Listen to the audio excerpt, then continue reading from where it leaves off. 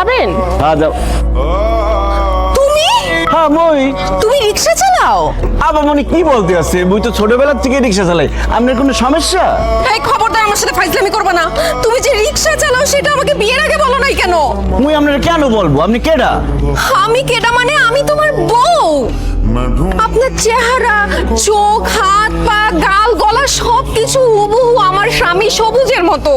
Madam হয়েছে কি, এই দুনিয়াত এক চেহারা 7 জন মানুষ আছে, এর লিগেই আপনার স্বামীর সাথে মোর চেহারা মিলে গেছে, কিন্তু মুই আপনার স্বামী না। দোস্ত বাদ দে তো, তোর স্বামী রিক্সা চালাতে যাবে কেন?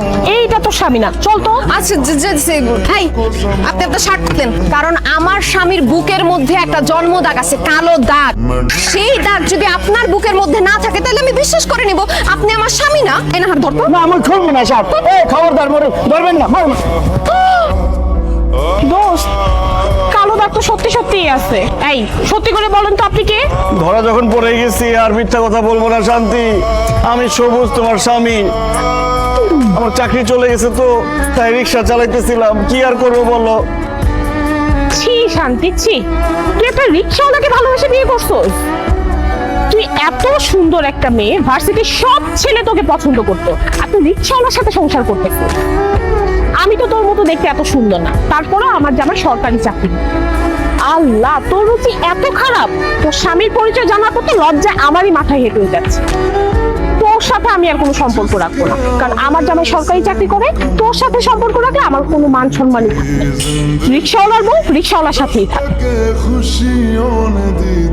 রিক্সাওয়ালার আমি বিয়ে করছি না, এটার একটা ভিত করতেই হবে। এই শান্তি, কি হয়েছে? কান্নাকাটি করতেছিস কেন? এইরকম একটা ছোট লোক, একটা অশিক্ষিতর সাথে আমার বিয়ে হয়েছে। তুমি কোন সাহসে আমার ছেলেকে অশিক্ষিত ছোট লোক বলতেছো? অশিক্ষিত ছোট লোক বলছি কারণ সে রিক্সা চালায়। এখন আপনি বলেন, ও যদি অশিক্ষিত না হইতো তাহলে কি রিক্সা চালাইতো? সিসি কি বলে? আমার ছেলে রিক্সা চালাবে কেন? এইটা আমি বিশ্বাস করি না। ধুর। বিশ্বাস করবেন কিভাবে? ছেলের ব্যাপারে তো কোনো খোঁজ খবর রাখেন না। আপনার ছেলে রিক্সা চালায় আমি আমার নিজ চোখে দেখছি। চুপ করে দাঁড়ায় আছো কেন? গুণধর মায়ের গুণধর সন্তান, বলতেছো না কেন যে তুমি রিক্সা চালাও?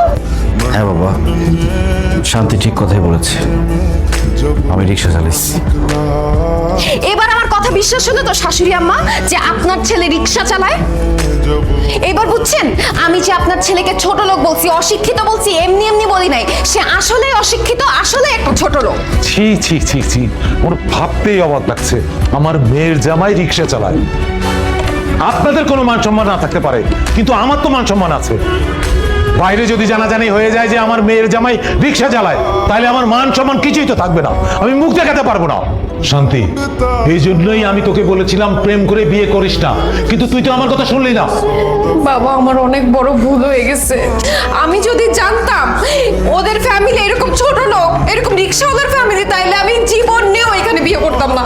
বাবা, এখন আমি কি করব? যাই করো শান্তি, আমার সংসারটা ভেঙে তুমি চলে যাও না।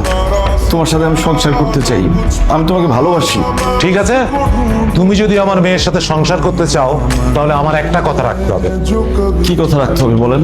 তুমি তোমার এই বাবা মাকে ছেড়ে আমার বাড়িতে গিয়ে ঘর জামাই থাকতে হবে। অসম্ভব।